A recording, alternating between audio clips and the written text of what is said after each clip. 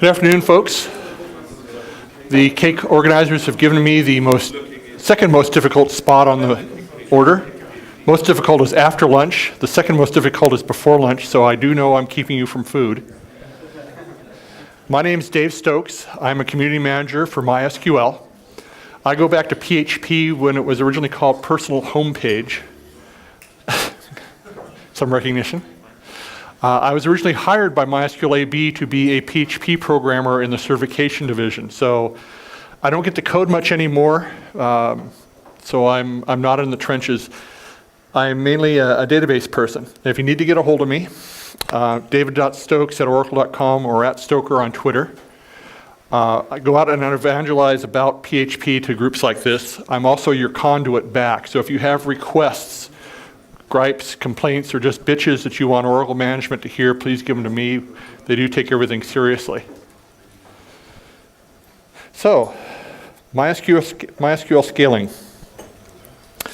First thing I have to do is make the lawyers happy. Some of the things I'll be talking about are in future versions of MySQL or our products. They're not finished yet, so don't take everything I say as gospel. Take them with a grain of salt. I'm thinking something's blue, and you're thinking robin's egg blue, and I'm thinking navy blue, and it ends up being a different shade of blue. Oops. Get questions from people. What is MySQL doing at Oracle? How's it doing? Is everyone fine? What's going on? Well, first of all, we're making money, which is the big thing at Oracle for being popular. We have the number 5 on the popularity list for classes led by instructors and number 8 for video. So Oracle's quite happy with us. They're pouring money into us. They're giving us chances to go out and get more bodies. Our development team is well north of 140. Our QA team is getting to be about 24. Our support engineers are, I think we've got about 55, but we're still hiring for anything. So if you're looking for a job and you really like databases, let me know. By the way, this is a list of the software that we've been pumping out since Oracle took over. So we are producing code, and we do ask you to judge us by it. Now, why are you here, besides waiting for lunch? You want a bigger, badder MySQL. MySQL has been fairly blessed in that it's fairly easy to set up and run even when badly configured. But now that you have your development project going, you see problems in the future, and you want to be able to handle them as your needs grow. A lot of developers, when they start out, just want to code. They don't have to consider what goes on in the future. They just have their project right now. But as you mature, you start having to realize there's something called a budget that your boss lives up to. And you're paid out of that budget, so you have to pay attention to it. So as you go to grow your MySQL, you got to look at what is my budget for improving things. And as you improve things, you also have to realize it's just not a financial cost, it's a cost in other things in your life. Complexity. There are always alternatives to doing stuff, and I always followed Occam's razor, go with the simplest answer first. There will be people who will talk to me later and say, oh, I have a different scaling method, I did this, and it ends up being so unbelievably complex that I don't really see how they can sustain it. Second thing is your application. As you grow your instances, how much do you have to change your application? There are some things like sharding where you'll have to change your application. There are other things like going out and buying a bigger, better box where maybe you don't. Opportunity cost. If you take option A, you're foregoing option B. If you spend more time revising your current code rather than going off to the next iteration, that's a cost that you're going to lose. And sanity. This is the one thing that a lot of developers don't really consider when they start a new project. How much is this new approach or is this new way of doing things going to affect my sanity? Is my support staff going to be able to run this? Is my documentation team going to be able to keep up with me? And do I really want to get the call every Sunday night at 2 o'clock in the morning that things are down? Okay. Your MySQL is running great, could be better. What do? Simplest approach. Run the latest and greatest version of MySQL that you can. 5.6 has been out for almost 2 years. It's our best release ever. There's a lot of things fixed in there, so if you aren't running it, please consider upgrading. If you're running 5.5, you'll get about a 15% boost. Changing one exe, and things run faster for you. Second thing, make sure your config files match your hardware. Up until 5.5, 5.6, our configuration files never really were maintained. So a large system was 6 gigabytes of memory. Ooh. I go into sites all the time, 256 gigs of memory, and they're running in 16 gigs. Also, you have to maintain your tables. Run analyze table when things are quiet, or rebuild the index and the statistics for you, keep things running happily. If you're doing a lot of inserts and deletes, the B trees get unbalanced and it gets nasty. It's easier to run that analyze table, make things go. Also, if you have the disk space, check for slow queries and queries without indexes. Over time, as developers write code, they borrow snippets of SQL they don't really understand, and things end up butting them in the butt. How many of you have had formal training in SQL? Look around, there's 3 of you. How many of you write SQL on a fairly regular basis? Okay. If you really aren't into SQL, it's real easy to make mistakes. One of the problems is indexes. People either add too many indexes and get stuck with the overhead, or they don't write enough and things run slowly. And therefore, it's the database fault, it's not the query. The reason I like this approach is usually it's the least complex, least upsetting, no changes to your application, and lowest cost. Next option, a little more expensive, might require a bit of changing to your application, is add an Memcache D layer. If you have in the past heard MySQL recommend using a query cache, where if you're rerunning the same query and over again, we'll throw it out in a cache, things will run faster. Well, if we're running that query over and over again, either put it in your application, the results in the application, or put it in a cache layer.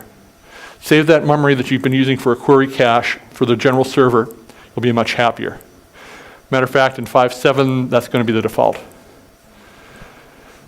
The other thing that's great about this is that we have a way to bypass the SQL high-end, the parser and the optimizer, and send you right into NODB using the Memcache D protocol. If you need a drink from the fire hose, that's 9 times faster than going through SQL, but you still get this access to the data through SQL as you do through the Memcache D protocol.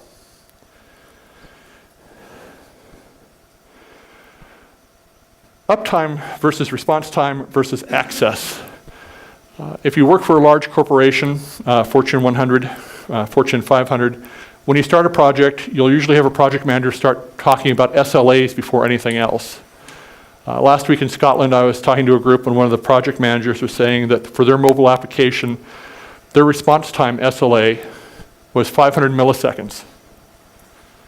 And then they looked at it and they dug down deeper and they found out that 400 of those milliseconds was going to be taken up by the overhead of transmitting stuff over the mobile network. So their SLA was 100 milliseconds. How many of you want to sign up for that? When you're starting a project, it's nice to sit down and say, okay, what do we want this to look like? How fast do we want it to be? And negotiate this out in front of time. There's nothing like working on a project for 2 years, you go to market and you find out you're slow and there's no way to speed it up. Access. How many users are you going to survive, are you capable of carrying? How many can you keep going at any one time? I've seen plenty of small projects that figure, well, we'll have no more than 10,000 people ever use our piece of software, so we don't have to worry about it. And the next thing you know is they have 500,000. So plan ahead. Okay, splitting reads. In the MySQL world, this was one of the early ways of trying to scale things for reads. Have one master that takes all the writes, a whole bunch of others that do reads. If you don't know about it, there's a PECL extension that will let you automatically, the connector will load balance between the client, the slaves, to hit the least balance, the least loaded one. If you haven't looked into it, It's out there in Peckle. It works really well. This is an easy way to get some more speed. This is probably the most common. It's a little bit more complex environment. Your application does need some smarts, or the infrastructure needs smarts. It's easier done with PHP and Java right now. Low opportunity costs and low sanity costs. But the big trouble is your folks who are running this need to be aware of what's going on and just not take down the master when you don't want them to. We have a bunch of Python-based utilities that will let you copy databases, set up replication, have a master, a whole bunch of brand new white boxes, copy everything down, tell the slaves that if the master goes down, one of you automatically fail over. They're easy to understand scripts, easy to extend, and they're free.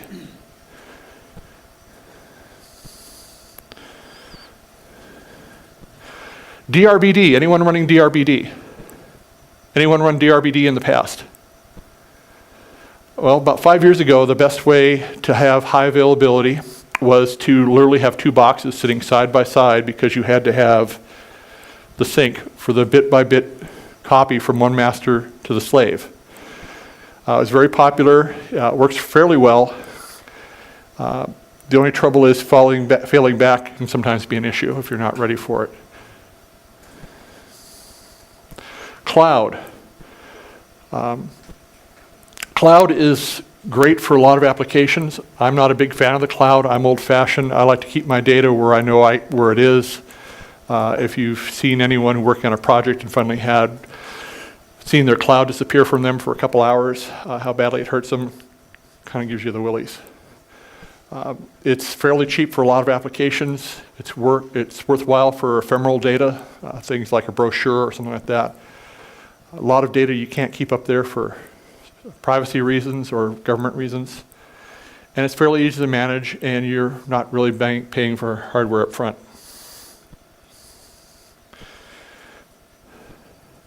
If you need your data never to go down, we have MySQL Cluster, which was a product we bought about 8 years ago from Ericsson. If you have a cell phone, you are more than likely tracked from cell tower to cell tower by MySQL Cluster. It's extremely complex, designed to have no single point of failure, and if you run it that way, it's extremely expensive. One of our engineers does 2 billion updates a minute, so if you really need to drink from the fire hose or do a lot of fast writing, it's a way to do it. It is expensive. It's not a general purpose MySQL database. It's mainly in memory. The easy way to think about it is, instead of having a bunch of RAID disks, you have a bunch of RAID data nodes. It works very well, it's very complex, and you need some smart staff to run it. As I mentioned earlier, it's a mainly in-memory database, so there's a lot of stuff that you won't be able to keep in there. Big data. How many of you have big data projects? Okay. How many of you have bosses that want big data projects because it's the latest and greatest thing?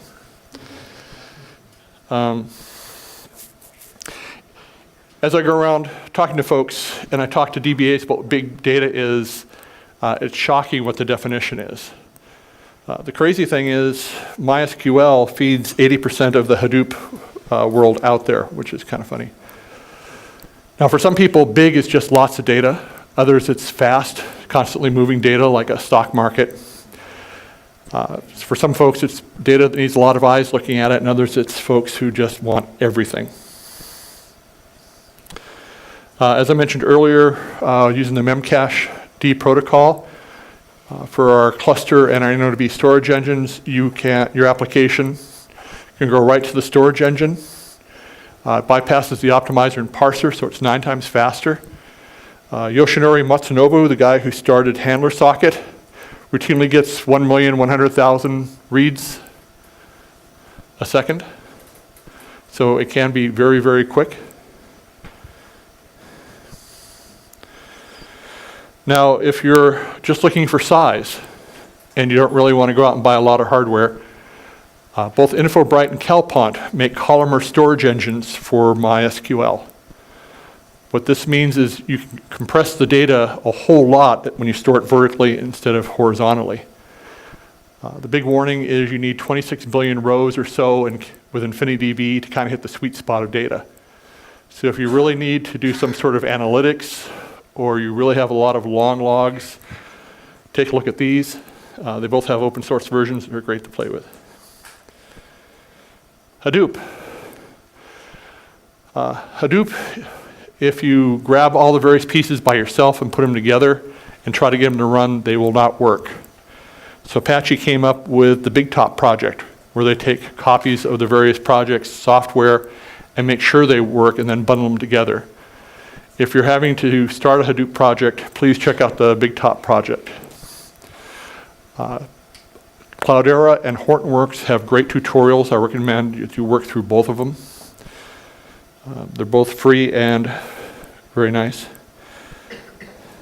Now, if you're used to MySQL replication and you have a big Hadoop file system that you're going to be feeding data to, we have a Hadoop applier that's very much like replication, and will automatically update stuff out to your HDFS. Free, it works very quickly. Anyone doing Hadoop right now? And just using Scoop or anything else? Okay. Sometimes for speed, you can get away with just partitioning and sharding. Partitioning is basically cutting up the data into smaller segments without reorganizing it. Sharding is taking that data and putting it on different servers in smaller segments. Both have their advantages. Partitioning has been native in MySQL for a while, and we've been improving it a lot lately. Sharding, I have a tool we'll talk about a little bit later. Big trouble with sharding, if you're doing the Facebook type example, the thing that kills you is when you have to reshard. If you've broken up the customer base by alphabet for the first letter of the last name, and you've done it in 4 parts, and suddenly you have to do it in 8 parts, it's extremely expensive to reshard. In May, we came out with Fabric, which lets you reshard and reshard again. It's basically MySQL replication with a smart controller, and it knows that if you throw another box on here, how to move the data. If you go to resize things, how to do it for you. Right now, the connectors are only for Python and Java. MySQL, we're going with the PECL extension for right now. But the idea is you have a farm of boxes out there, and Fabric handles all the heavy work for you.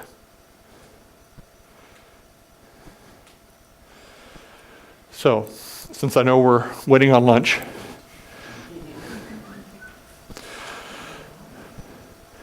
if you're going to be scaling your MySQL instances, or basically anything, sit down and define the problem, or define what your solution wants to look like. It helps to do the old UML thing of who produces what, who consumes what. Talk to your bosses about what the performance levels will be. What does it need to be? Where does it need to be here? The mobile thing I talked about earlier with 500 milliseconds. That might be great in the mobile world if you're working for a bank. They don't care. Their folks are going to be there from 8 to 5 anyway, so what's a few extra seconds for a download? Also, you have to plan for failure and catastrophe. About twice a month, I run into some company that says, oh, MySQL was great for us until we realized we weren't doing backups and we lost all our data. Also, make sure you train your staff for when things go wrong. If you can, make sure your operations staff knows what to do when there's smoke in the computer room, or there's fire in the computer room, or when someone has a heart attack, or how to call 911, or whatever service number you need. It's amazing sometimes in operations what you think they know, but they really don't. Also, look at what's coming out in the future. If you haven't played with a Fusion IO card, this time next year you probably will all have at least one. It's an atomic write. In MySQL, we double buffer everything. We write it twice just so you can't lose it. Fusion IO cards, you don't need to do that anymore. There, it's gone. You don't have to worry about it. Take away the double buffering, and you get a lot more speed. If you or any of your staff want to get better at MySQL or just want to learn it from the ground up, the Boston Users Group has something they call MySQL Marinade. They borrowed that from the Boston PHP group, which had a lot of folks showing up who wanted to learn PHP, but there was an advanced topic night. So they started the Marinade program, which is a free virtual online class. You work through a chapter a week in an O'Reilly book called Learning MySQL. Mozilla Senior DBA looks through your homework, and yes, there is homework used with GitHub, and it is very valuable. Okay. Questions, answers, complaints, gripes. By the way, the new ORM I love. Bless you for that. Yes, sir. I have a few questions. One is, are there any plans to adopt the advanced query planner features from MariaDB in MySQL? There is an agreement between Maria and MySQL where they contribute code back to us. We look at their stuff. I don't know what the engineers are planning. We think our optimizer is better than their optimizer. Now, of course, they think the other way. My app disagree. Yeah. You might take a look at 5.7 if you haven't tried 5.7. There's a lot of tricks going in there. I could try it. Yeah. More advanced, is there any plan to support parallel query processing in MySQL? I know it's super advanced. Oracle does. Yeah. I think it's something that most databases lack. You can do it with one of the PECL extensions. Johannes Schluter writes that code where you can do parallel PHP queries. No, it's not a query. It's more like inside the query. For example, if it has to do a union, it will do both queries at the same time and then join the result.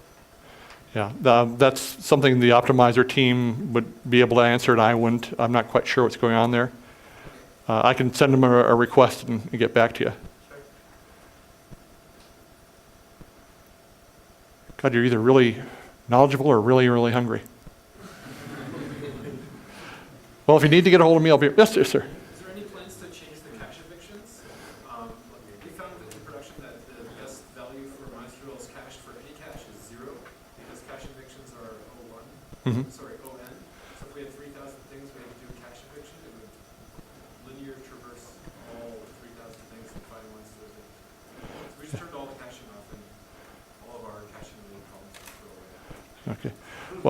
Well, I know the NODB team has been sending out queries to folks saying, what features do you want to see? You might want to find one of those and put a comment in there and leave an email address, and they'll get back to you. I know that's a big thing, especially now with a lot of the smarter controllers like the Fusion IO things, because everything happens instantaneous. Why cache anything anymore? Yeah. So, crazy. Yes, sir. What is the condition with MySQL proxy, or what do you propose for them? Balancer? MySQL proxy came out as an alpha product like 8 or 9 years ago, Yeah.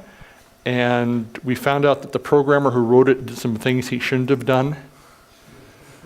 And I know there's been efforts to clean it up, but I don't have an official status of what's going on with it. Next month is our big show, our big conference, and I'm trying to get to the development heads to say, okay, I have people asking about MySQL proxy. I know there's a lot of folks who love it and a lot of folks who tried it and didn't like it, but I know there's a need for that product.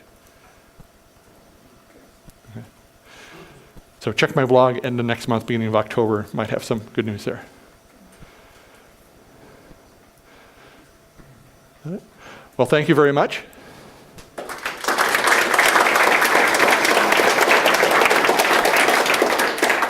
You want it or?